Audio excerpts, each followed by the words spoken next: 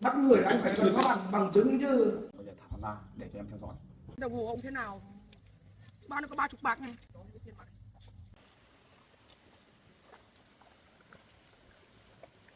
Ôi, ôi, ôi, ơi. Mày nhìn kỹ lên đây coi không?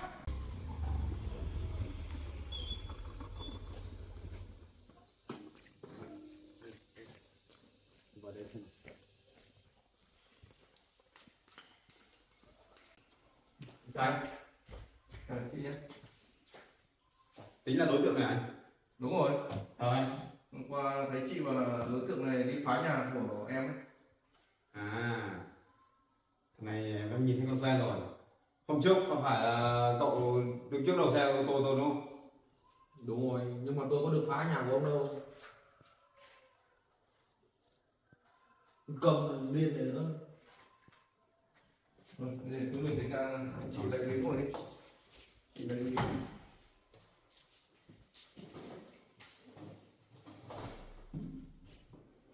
Anh đang lấy lên khai. Vâng.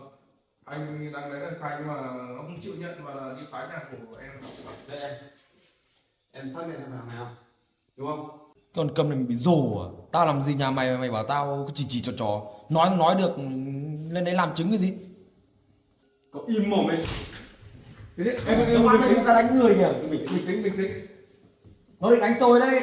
Bình tĩnh đi. Em ơi cũng rồi được thôi được rồi. Thế bây giờ anh vẫn chưa chịu nhận à? Hôm đấy là tôi thấy cậu đầu xe ô tô tôi rồi, tôi thấy nghi ngờ rồi. Để tôi thấy xe lạ đẹp quá anh tôi ra đấy xem tôi có làm gì nhà ông đâu. Vừa nãy vừa mới đi phá nhà rồi đúng không? Tôi có được làm đâu, tôi đi bán đồng hồ xong bị bắt tôi chả hiểu cái gì luôn. Đồng hồ nào? Có phải Đây đây. có phải cái đồng hồ này em? Đấy hôm qua là lúc anh bắt là thấy nó đang bán cái đồng hồ này. Em nhìn cái đồng hồ này có quen không? Em không biết. Mận bảo không biết cái đồng hồ này.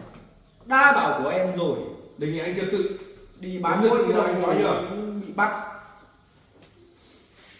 Bây giờ mình lại không có bằng chứng để buộc tội này chứ. Em có làm gì để mà có bằng chứng? Em bảo anh cũng đi đến tận nhà em để xem hiện trường rồi anh cũng nhìn thấy nhà em cũng lắp cam xem. Em xem camera của em ấy, có ghi được hình ảnh của anh này phá nhà em không? Thế nên bây giờ chứ anh. Em đi làm cái nhà này phát hiện ra nhà này mất điện cơ. Không có điện. Sao mà camera vẫn không ghi được hình ảnh gì.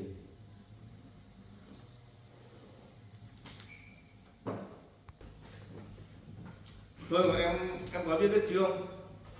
Đấy, Em viết vào giấy đi. em viết ra đấy Để để lại tự ấy. Sự việc thế nào thì cũng viết ra. em cứ viết từ từ để viết gió vào nhé. Bây giờ không có camera để ghi lại hình ảnh thì không có bằng chứng để Không có gì đâu mà có thì tội là chứng. em nhìn thấy thằng này nghi lắm, khả năng là chắc chắn thằng này phá nhà rồi. Em ạ, bây giờ mình nghi mà không có bằng chứng cũng không buộc tội được. Mình cũng phải có bằng chứng. Video đâu, hình ảnh đâu mà nói tôi phá nhà của ông. Đưa lại cứng đầu đi, đấy mà chờ. Đấy.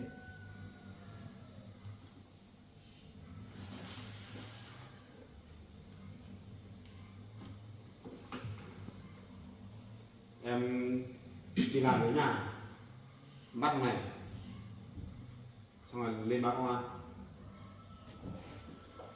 đúng theo anh xem đi. Mận bảo là Mận đi làm về gặp người ta phá nhà này, còn định đốt nhà cơ. Mận bắt được rồi, bắt buộc nhà hoặc lên báo công an đấy. Hình ảnh video tôi bị bắt đâu? Nó không có. Hóa ra Em bình tĩnh. Mà cái này bây giờ thì em lại nói thế mà bây giờ không có bằng chứng để mà buộc tội anh ta, bây giờ cũng phải có hình ảnh video. Bây giờ một mình em lại nói thì người này nó lại không nhận. Không hiểu là nhà em sao lại mất điện chứ còn chưa được đi xem điện nên biết đứt dây là mất điện nữa. Này ngáo à? Bắt người anh phải cần có bằng chứng chứ. Anh bắt em không cần bằng chứng cái này anh có tin em kiện lại anh không? Bằng chứng chúng tôi sẽ có, anh đừng có mà to mồm.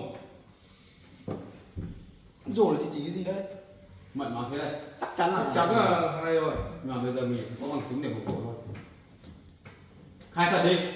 Khai thì em có làm mà khai. Có phải anh là người phá nhà không? Đây cái em rõ ràng ghi đây là buộc cái cột nhà đấy rồi. Không đấy là Đâu buộc đâu đó, người em vẫn bình thường anh buộc đâu buộc. Sao anh buộc xong rồi đấy? không thấy em bảo là bố của đứa trẻ với thằng này đang bàn chuyện bảo là phá nhà không, em nhìn thấy đúng không? Đấy, Mận nhìn thấy thằng này Hai người. thằng này với bố của đứa bé kìa, bố của đứa bé bàn chuyện bảo phá nhà này, nếu mà đi làm về Mận thấy rồi, Mận có kể cho em nghe rồi. Đúng là thằng này luôn. Cái chuyện Đây này em còn có cả video camera của em ghi lại của mấy ngày trước cái chỗ mà hai thằng nó bảo phá hôm đầu tiên đấy. Cái đợt đấy nhà em bị phá lần đầu tiên em gặp lại đấy.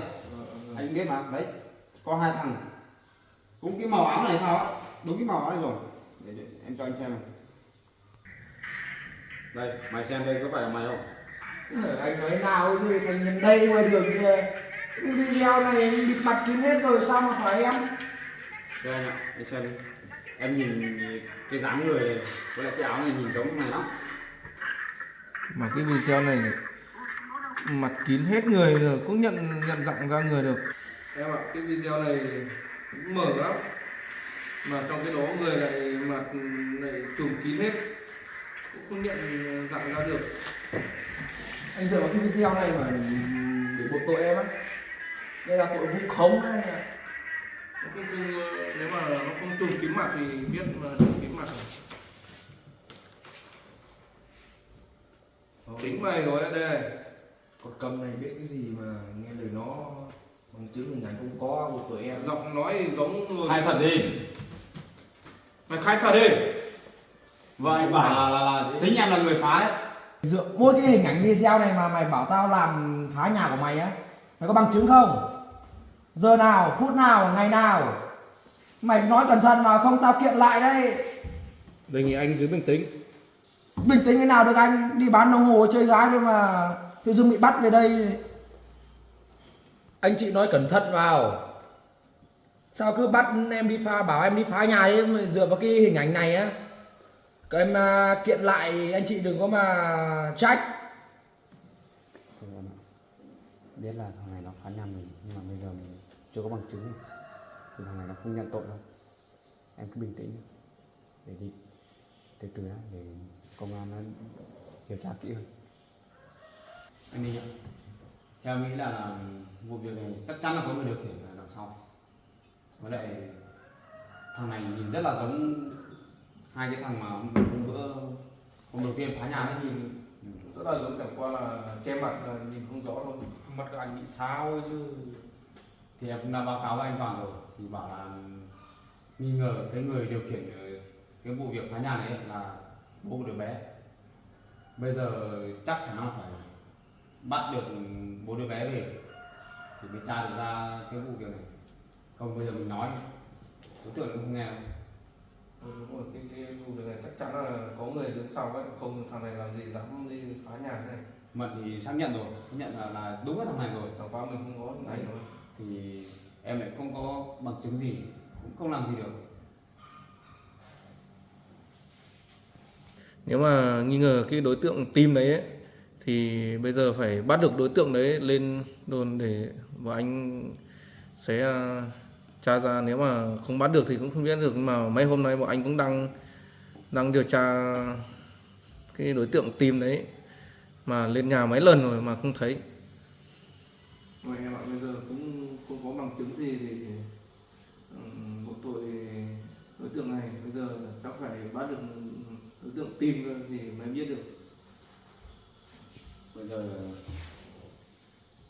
mà anh lên nhà không gặp đối tượng Tim à? Hôm nay anh cũng đi được 2-3 lần rồi không gặp, không biết đi đâu. Chắc chắn là bố của đứa bé đấy là người chủ mưu vụ này rồi. Thì bây giờ chắc phá nhà được 1-2 lần này là trốn đi đâu thôi. chắc chắn là nó sẽ Đúng không? nó sẽ trốn đi ra chỗ khác rồi. Em có được phá rồi, em biết ông team thằng nào không? Thôi em ạ, bây giờ đấy, Bọn mày mà cấu kết với nhau thì khai luôn đi nhá. Biết Đừng nhau để đến lúc công an điều tra ra là ngồi tù nữa nhá. điều tra em có làm không em sợ. thằng này cứng mồm lắm. Thôi rồi em ạ, cái vụ việc này bây giờ không có bằng chứng để buộc tội, bây giờ anh sẽ tạm giam này về 5 đối tượng tình nghi nhất là anh sẽ tạm giam ở đây. Anh bộ thế nào chứ tôi bằng chứng không có, hình ảnh video không có mà ông buộc tạm giam tôi là sao? Chúng tôi sẽ có quyền tạm giam anh bởi vì anh là người tình nghi nhất. Đúng rồi, anh cứ bắt giam đi. Bắt giam để khi nào Rồi gặp bắt được bố đứa bé đó thì mình giữ thằng này ở đây để làm bằng chứng đi, phục vụ điều tra đi. rồi em ạ, không phải lo, anh sẽ tạm giam thằng này ở đây để phục vụ của anh điều tra. Những người làm ăn thế mà được à? Anh nói trước nhá, nếu mà em là cấu kết với team ấy nhá thì phải khai luôn nhá. Anh biết thằng team bằng nào đâu, chúng em không biết gì hết.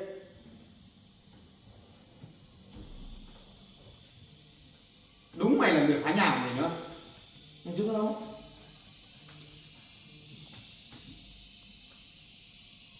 Hai em ngồi đợi anh đưa thằng này đi giam đó. Để anh cứ Gì cho đấy? đi nhốt đi, đừng thả ra. Anh có bằng chứng nào bắt em? Bằng chứng gì? Thằng này đích. Bằng chứng không có mà tạm giam em đâu được được à? Đi, thả ra ra. Em ạ, biết là thằng này phá nhà mình rồi, nhưng mà bây giờ theo pháp luật thì mình không có chứng cứ gì, chẳng làm gì được người ta. Cứ chờ công an điều tra thôi, cũng không vội đâu. Mình cứ biết là thằng này phá nhà đó. Trước mắt bây giờ phải đi tìm được bố của đứa bé để thằng đấy về mình hỏi thì mới biết được xem có phải nó là chủ mưu không. Thì hôm nọ em nhìn thấy rồi đúng không? Nhìn thấy hai thằng đấy nó bàn việc phá nhà rồi.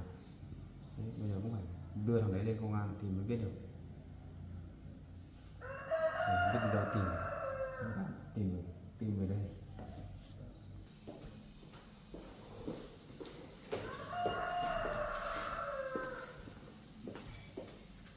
Bây giờ khó quá nhỉ, để không xác định được Xác định là chứng cứ thì không. em bọn này là xác định là đối tượng này rồi, còn chỉ thiếu mỗi là cái hình ảnh bằng chứng thôi. Bây giờ anh tính là chắc là anh sẽ Bây giờ chỉ có đi bắt được bố của đứa bé thôi, bắt được thằng đấy về lên cho lên đồn đã để cho anh hỏi xem rồi thế nào thì có phải. không biết là nó làm được không. Bây giờ mình chỉ đi hỏi thôi, nếu mà bắt thì vẫn cứ để bắt nó. Anh đi tận nhà không gặp thì chẳng biết tìm đi đâu. Chắc là nó loanh quanh ở đâu, thằng này nó hay chơi game chơi giết thằng này. Để bọn anh sẽ bố trí người để đi tìm anh Tim kia, bố của đứa bé kia. Thì cả em nữa, hai vợ chồng em nếu mà không bận gì thì nếu mà gặp cái anh Tim đấy thì sẽ báo lại cho anh để của anh mời lên làm việc. Thế thì bây giờ mình phải cùng nhau đi tìm thôi nhỉ. Anh cho anh sẽ cử người thêm người để đi hộ tìm kiếm đi. người tìm. Nếu mà càng tìm thấy nhanh thì vụ việc này sẽ sáng tỏ nhanh.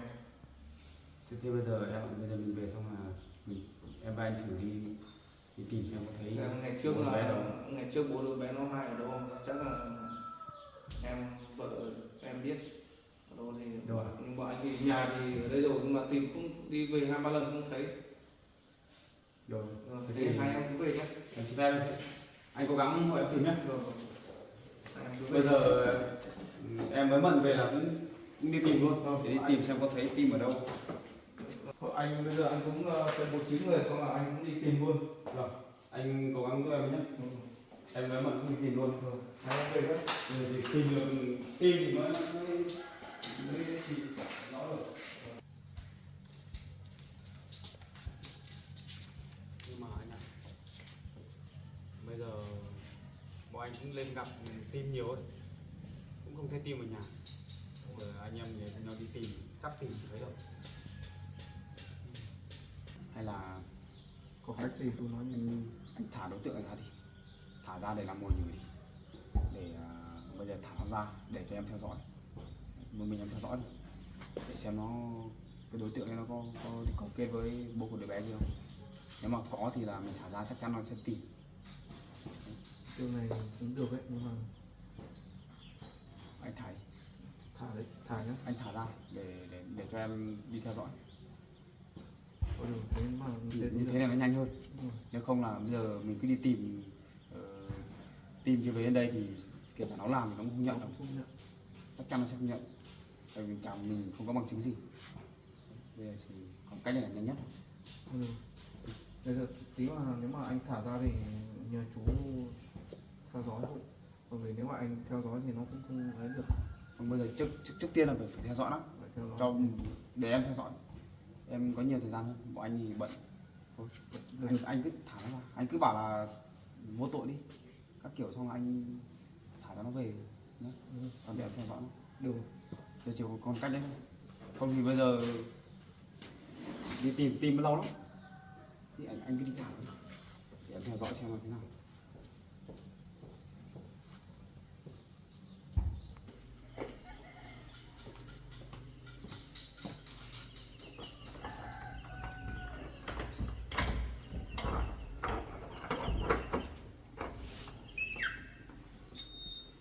Đi làm gì đấy?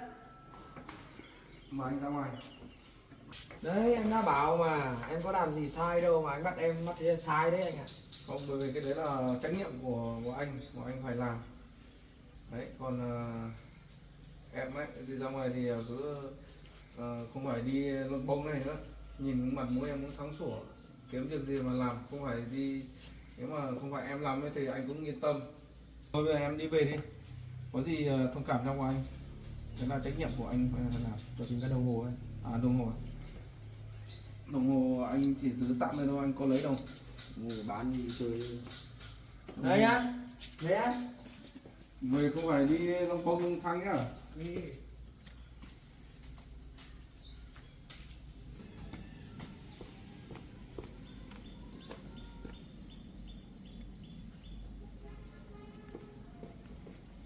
Anh chị nhá.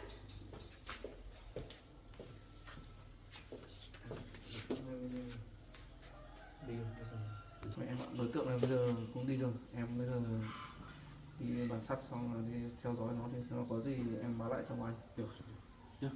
Em ơi, để em đi bộ về trước chứ, anh theo dõi thằng này xem nó có phải đi gặp bố đứa bé không. Anh cũng sẽ gọi thêm người, anh sẽ gọi Để em đi theo dõi đã. Có gì em gọi cho anh nhé. rồi, anh sẽ gọi đồng chí Hằng.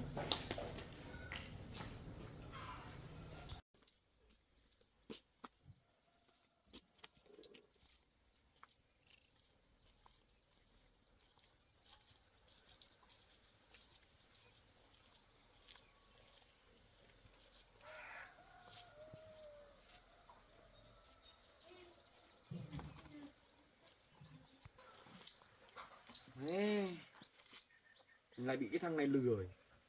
Cái đồng hồ mẹ bảo nó bảo đi mua mấy triệu ở bên Nhật về, giờ đi bán người ta trả có 30 bạc. Giờ phải gọi nó mới được. Nhìn nó đó.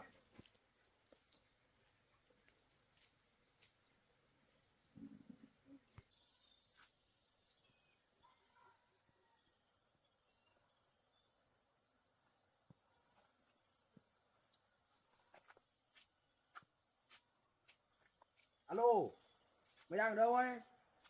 Mày lừa bố mày đấy à? Mày bảo đồng hồ mày đi mua bên Nhật mày mấy chục triệu, mày giờ tao đi bán người ta trả tao có 30 bạc này. Mày giờ mày đang ở đâu? Mày thuê tao 2 lần để đi phá nhà con câm kia. Giờ mày trả tao cho tao cái đồng hồ rách thế này à? Giờ đang ở đâu để anh em gặp mặt nhau tí nào? Ở đâu? Thế ở đây đợi tao nhá. Tao đến ngay đây. Nhá. Thì ra là mày, chính mày là người đã phá nhà, thế mà mày còn cãi à? Để xem lần này còn cãi được không.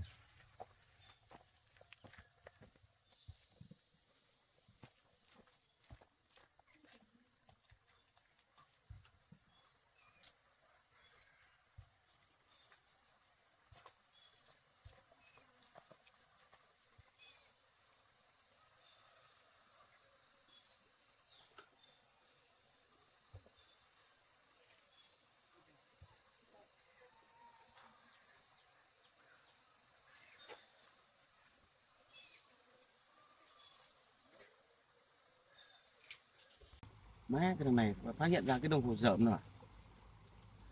Sẽ kiếm đầu tiền giảm nó nhỉ. Nghe.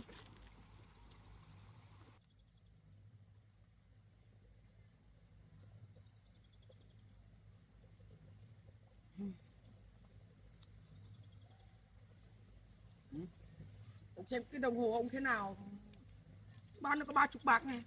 Mẹ đồng hồ đồ mẹ mua bên Nhật cơ mà mẹ đâu mà mày 30 bạc. Đây. Cái nước này đút chui ở trong đi là bán tao bán 30 bạc. Mày làm gì mà mày đồng hồ tao vào nước ấy? Đồng hồ tao mua mấy triệu cơ mà mày cầm cho mẹ là làm hỏng xuất sát hết mẹ vào nước hết thế. Cái này mấy triệu á, người ta bảo hàng giả, mua ngoài có 20.000.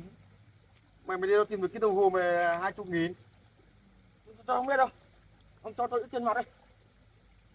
Tiền bây giờ mày để nhà chứ.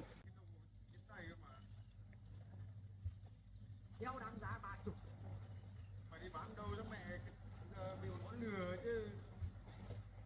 Rồi đi, cho ít tiền mặt đây. Tiền bây giờ bỏ ở nhà thôi. Có tiền đây đâu. Thuê những cái nhà này đã thì tao đồng hồ giá nữa chứ. Rồi tao lấy tiền thôi. Để mà nói chuyện đi nhá. Lần này tao cho chúng mày biết. Thuê mày đi đập nhà về đập kia. Dám phá nhà của tôi. Có bằng chứng đấy hết rồi.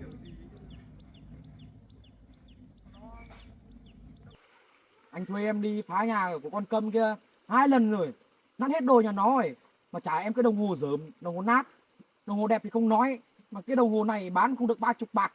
Mẹ mày chỉ cái đồng hồ của tao á. Anh thì biết cái gì, cứ thuê em đi làm anh chả nhúng tay vào, bây giờ em còn vừa bị công an bắt đây này.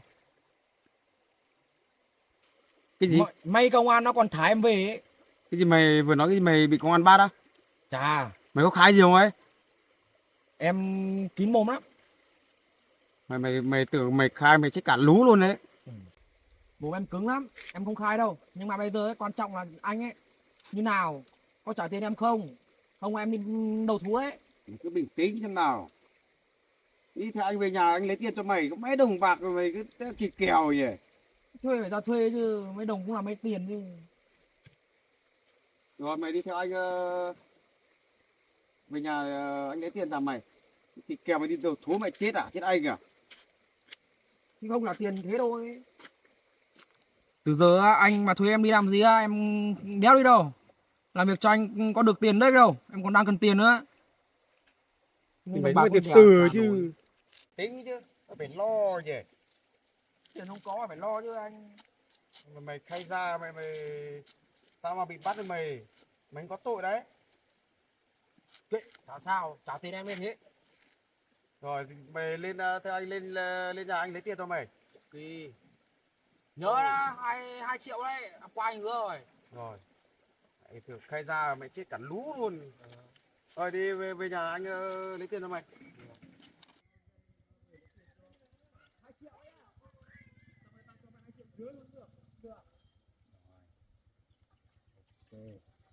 Đúng như mình dự đoán luôn. Rồi cho anh đến bắt luôn.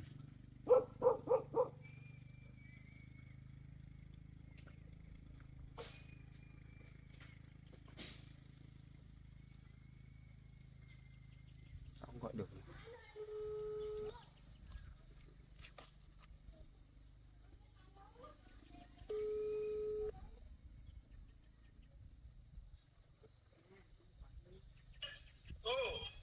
Anh Ninh à? Em phát hiện ra hai thằng này gặp nhau rồi. Thấy chưa? Thấy rồi.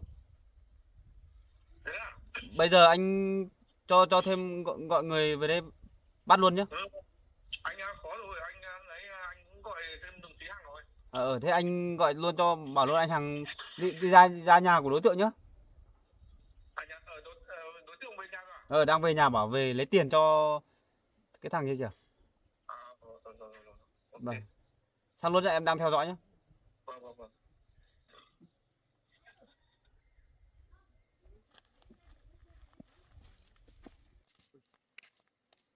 Nhưng mà 2,5 triệu đấy nhá, anh hứa đấy. Lo gì nhỉ mẹ, nhà thiếu gì tiền là qua tao không cầm trong người chứ. Mấy đồng bạc cái kèo. Việc Có làm thì không không xong trả. thì mấy cái tiền kèo với tao nhỉ. Có thì không trả. Làm xong việc rồi ổn thỏa với cả thì chứ. Nhưng mà trả xong rồi đấy. Thì chúng ta việc thì xong cái gì.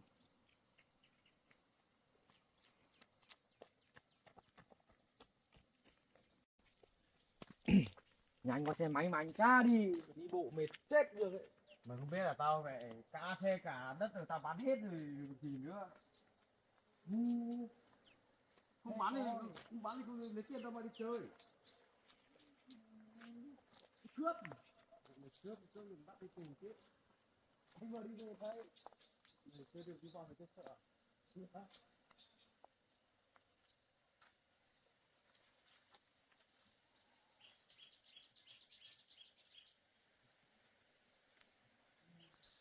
Em nghe đấy. Em mà anh đến nhà đối tượng mà không thấy đâu, em đang ở đâu ấy? Anh đến nhà là thế được rồi. Em đang theo dõi đối tượng đang đi trên đường sắp đến nhà của hắn rồi.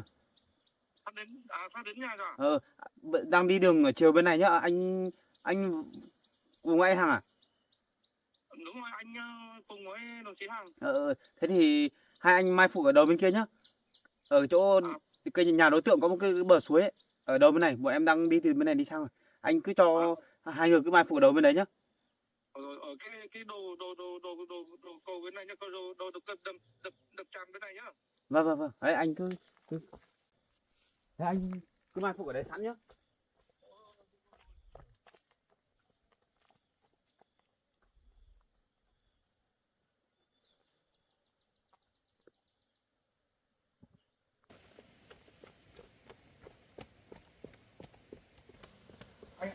Đúng rồi, chỗ này đúng đấy.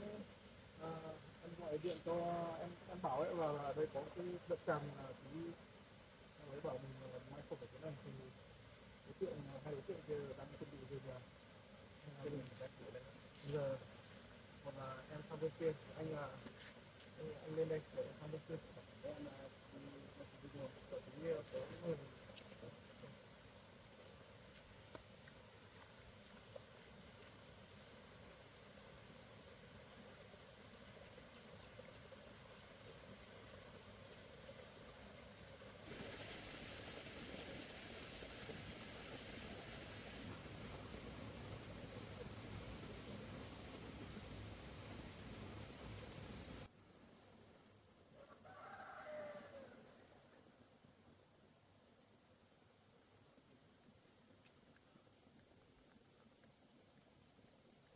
mệt thế đấy nhỉ? Sắp đến chưa? Xa đấy. Sắp đến nhà rồi. Chết rồi, mẹ lâu mới đi ngủ. Đường vào nhà xa thế này biết thế người kia đợi anh ra lấy tiền cho nhanh. Mày có xe mà không đi đi. Có xe đâu, xe em thu hết rồi.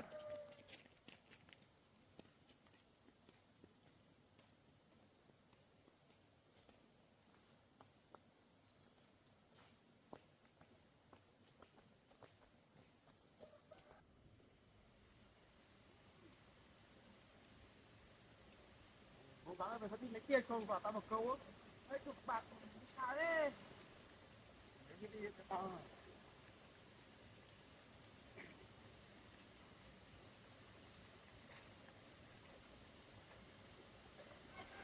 Ồ, nhưng mát nhỉ? Mát lắm.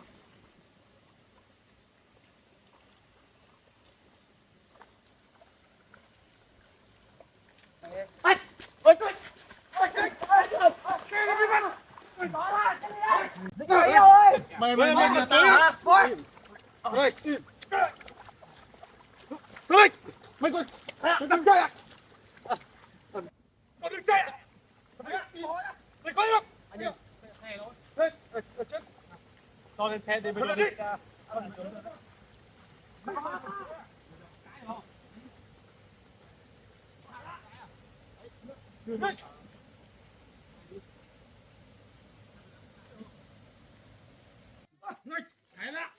Này còn khua bắt em nhỉ? Làm gì ạ? Còn tôi lên đồn rồi làm gì không? Nào. Em muốn làm gì đâu bắt? Đi xuống đây. Con này đây. Thằng này đừng có chống cự. Mày cho điều tao, mày báo ngon à? Ngươi. Rồi lên đây. Em cứ xem.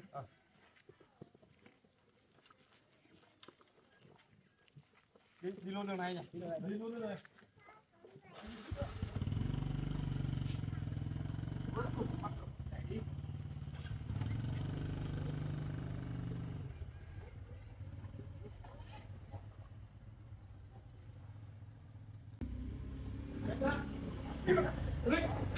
Em có làm gì mà bắt em lên đây em gì nhỉ? Đấy á. Em mời với hộ số thằng này. Thôi. Im. Mày chạy. Hả? Mày còn chạy nữa. Đây mày còn chạy nữa. Vào đây. Anh ạ. Em làm gì đâu mà bắt em nhỉ? Vào đây. Việc uống xong. Đồng ý. Muốn làm ngoài cái gì Mày làm gì mày ăn nó mẹ ngoan ngoãn nữa. ngồi yên đấy. Ui, thằng này, Ở đây. tiếp. Mày còn cái gì không? Còn tới nữa không? Không bắt tôi bằng chứng đâu mà bảo đấy. Bắt tôi. Đến giờ này vẫn còn Đến cái giờ này vẫn còn cái vẫn còn ngoan cố à? muốn xem bằng Muốn chứng xem không? bằng chứng không? Mày làm gì mà mày công an nó mày nó tó mày thành tội để cho cái mày nó kia đấy. Phải em đã làm nhử đây anh ạ. Cái thông tin này nữa tôi nhắc rồi bao nhiêu lần rồi. Anh đây nhá, anh hàng ơi, anh này chứng cứ đây. Bảo ra tù thì phải làm Em đi theo dõi là quá trình em theo dõi em ghi lại hết rồi. Đấy, xem nó nói gì này. Đấy. Mày nhìn thế đấy không? Mày nhìn kỹ lên đây coi mày không? đấy mày xin xem Nhìn đi, có sai Mày chưa? biết. Phải không? thông tin Đúng không? hả Cái này có phải chứng cứ không? còn chối không Có cãi không? Này thấy mày mồm to lắm mà bây giờ còn cái gì nữa không? Chạy đi anh ơi. Mày chạy nữa. Chạy gì đấy, tao mày chạy gì đấy em? Ở trong đồn công an là mình cũng quả sống nào. Anh ơi, em sai rồi. Tay thằng này nó dùng em ơi anh ơi. Cái gì? Ngồi Cái đấy. gì? Thằng anh, Em không em sai rồi. ngồi đi. Bây giờ biết sai thì nhận tội thì các anh hỏi gì thì trả lời đấy. Khai hết ra. tôi đã làm tự làm cái gì cậu khai hết ra cho tôi. Hắn là của chị này được bao nhiêu lần rồi? Được 2 lần. Từ đây là xong. Được 2 lần đấy. 2 lần rồi à? Khai ra hết cả họp mạng này. Thế lúc nãy tao lại bảo khai không khai. Đấy là em sợ anh này trả thù em nên em không dám khai. Thôi được rồi, bây giờ anh cứ anh ghi hết đi, em phải làm cái bản. từ Có gì nói từ từ từ đo đi kể rõ ràng nhá. từ lần trước đi Đợt trước làm cái gì? Anh ạ, đến nước này rồi thì em cũng khai thật luôn mà. Em cũng chả làm gì đâu. Em toàn nghe theo lời thằng này thôi. thì mày bị điên à? Tao cần biết mày gì đâu tao mày bảo mày nghe tao. Câu này im đi. Giờ câu này Chưa đến được cậu kia nói. nói đâu Này nói đi. tao tôi sẽ hỏi đến cậu. Thì là Tiếp. anh này bỏ tiền ra thuê em đi phá nhà của chị kia. Em không liên quan gì đâu. Các anh Thái nhá. Liên quan thì Không liên quan. Các anh Thái nói hết luôn. chưa nói hết đòi bỏ đi à? Hai hết sẽ không bao được thả đâu. Nói tiếp. Hôm đầu tiên là đi bao nhiêu người? Tiền em đi 2 người. Còn một thằng kia đâu? Kia đi làm anh ạ. Làm gì ở đâu? Em không biết nữa, nó cũng không bảo em không biết. Mày phá hỏng hết nhà tao. Mày có nhận không? Anh ạ, em cũng không biết gì đâu, em chỉ nghe theo lời ông này thôi chứ. Thế tại sao sáng nay hỏi không khai? Thì em sợ nó trả thù em nên em không dám khai. Qua nó dọa em rồi. Mày vớ vẩn nhá. Được rồi. Thế bây giờ bảo khai hết đi, không khai lại thì bị trốn à? Còn làm cái gì mày khai nốt đi. Vâng anh để em khai. Anh ạ, giờ em khai thật cho anh. Từ đầu thì em không có tiền, em đang kẹt tiền vì ăn chơi. Xong rồi anh này nó gọi điện cho em, ông thuê em đi đập phá nhà. Thì em cũng không biết gì đâu, em chỉ nghe theo mệnh lệnh của nó thôi. Xong rồi em đi theo, lúc đấy em có 2 người. Thì thằng kia nó thằng kia nó không trả tiền thì thằng bạn em nó chạy đi rồi, nó trốn rồi. Thằng đi theo em ấy, nó trốn rồi. Giờ còn mỗi em, hôm nãy thì em có một mình với thằng này thì không làm gì, còn mỗi em vào em đập phá nhà của anh này. Thì có gì các cán bộ tha cho em, bỏ qua cho em lần này, em chót dại. Cậu tìm. Cậu có phải là chủ mưu của vụ này không? Đâu em biết đâu, hôm nay em không cái gì đâu. Anh nào không quen em. Đấy, cái đồng hồ của ông đấy, Đúng rồi. em đi bán đấy. Đấy, cái đồng hồ này nhá. Chính xác cái đồng hồ này sáng nay thằng này là từ này vừa mới cơm. Đúng rồi. Đúng là cái đồng hồ này rồi. Lúc nãy lúc em theo dõi em quay video lại rồi. Thằng này là đưa kia rồi. Giả lại rồi. Sau đó dùng nhau về nhà lấy tiền. Cậu tin là cậu còn cái không? Cậu có muốn đi tù lần 2 không? Thôi anh cho em xin, em chốt dại một lần này. Chốt lại một lần cái gì? Hình như tôi thấy là cậu không biết làm bao nhiêu lần rồi. Phải đi thôi là lúc nãy con cơm kia. Lúc em ra tù thì đi thăm con thì nó cũng không cho. Bảo lấy con cho em nuôi nó cũng không cho em một quá nên em thuê cái thằng này đi tập. Mà bảo thằng này bảo là dọa thôi. Bảo thằng này chơi tập hỏng hết rồi. Anh nhìn lại anh xem. Anh như thế này mà nuôi được con à? Anh lại nói em thế. Chính tay anh, chính mồm anh tự bảo em đi đập mạnh vào. Đập không mạnh nó không trả tiền cho em anh ạ. Đấy, thằng này còn cái không? Tao bảo mày đi vào dọa một tí thôi. Nó còn định bảo em đốt ở nhà nó. Tao bảo mày bảo đốt lúc nào. Thôi im không? Từng người một nói không phải chỗ này là cái chợ đâu. Tất cả là tại con cơm kia nếu mà cho em vào thăm con thì chuyện nó có xảy ra như thế này đâu. Thế bây giờ cậu còn có gì để cái không? Bây giờ còn cái gì nữa anh? Thì cũng dám cái này rồi. Đợt này chắc chắn là cậu sẽ đi hơi lâu ấy. Bởi vì cho ngồi tù hết anh ạ. Cái đội này không thể thả được. Còn em lần đầu. Không có lần đầu gì hết. thằng này cũng đi vào hết. Đập phá nhà là cái tội là rất là nặng luôn. Còn ông này chủ mưu còn nặng hơn nữa. Khai hết chưa? Còn thằng kia còn chưa kể tên nhé. Còn một thằng nữa. Hôm đấy là tự nhiên là nhà của anh mất điện. Phải mày đi phá dây điện không hay là mày ngắt điện không? Phải không? Mày phá dây điện đến chỗ nào? Chắc chắn là hai thằng này có tinh kế hết rồi. Lần đầu đi là có camera soi lại là sợ. Cho nên là lần hai chắc chắn là hai thằng này là đi phá đường dây điện đúng không? Phải bày đi cho em. Rồi thì em cũng đang nghĩ bảo thằng này đi có cam mà là đi làm kín đi gắn cái nguồn điện để cam kết đỡ quay thấy. Chứng cứ cũng rõ ràng rồi. Và anh sẽ xử nghiêm cái vụ này. Còn phạm tội đến đâu anh xử đến đấy. Rồi em cứ ngồi đấy đợi anh cho hai thằng này về tạm giam này. Anh cứ đưa đi nhốt đi. Còn anh Thật nghiêm à? biết tội của mình chưa? Ngày nào còn làm vạ ngoài đường ấy. Ngày đấy nhà em bận không yên được đâu. Thôi anh tha cho em đi, em còn trẻ em chót dại.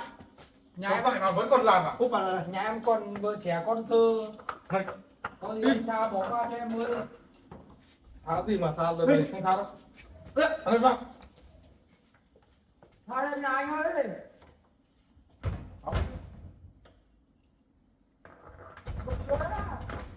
Thằng này im.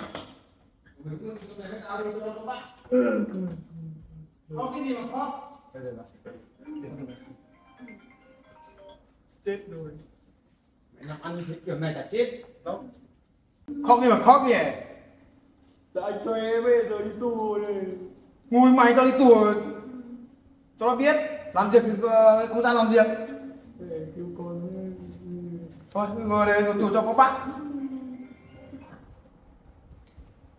Cuối cùng bắt được thằng đối tượng này. Thế bây giờ bắt được hai đối tượng thì con đi nhốt thì em thấy nhẹ cả người. Bắt được. Anh cũng, đối tượng này của anh cũng đi lùng lâu lắm rồi. Cũng may em cũng tìm thấy.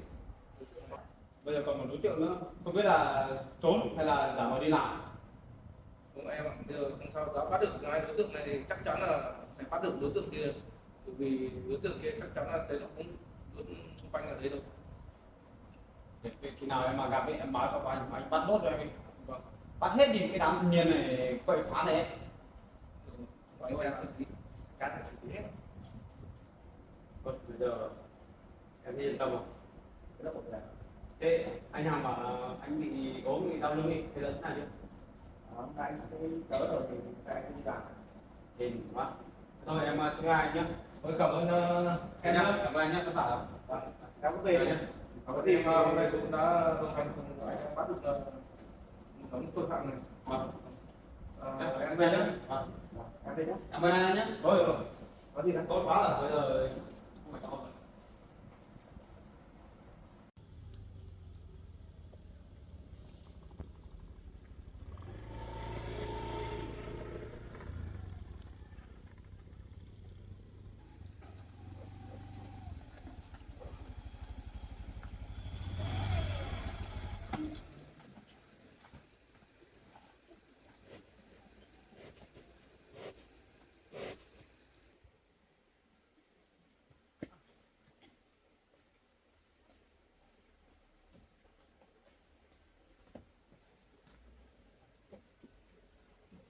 Đâu bà? Cháu mình đang ở trong nhà cháu bé bố kia, bắt được mấy thằng này thì cháu. Bắt hết rồi bà. Ừ. Công an bắt nhốt hết rồi. Rồi, mệt quá. Mừng quá em ạ. Cuối cùng hai thằng kia bị bắt hết rồi. Nhốt hết vào tù rồi, giờ ai làm phiền mình nữa.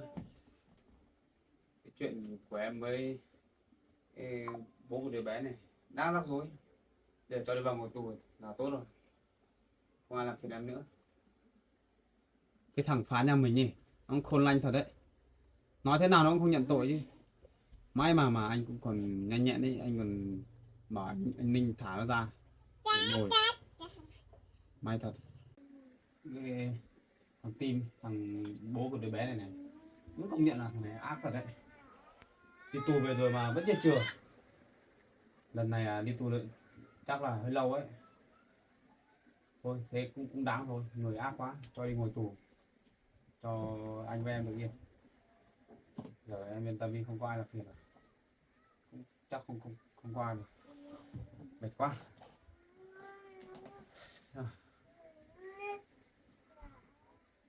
Không sao đâu. Mệt một chút nhưng mà xử lý được bọn này là anh cũng mừng. Còn anh đi làm anh không yên tâm đâu. Còn cái điện nhà mình nữa, chả biết thế nào. Không biết đứt ở đâu. Thôi em ở nhà với con nhá. Em chạy đi xem cái đường điện cái đó. Biết thế nào.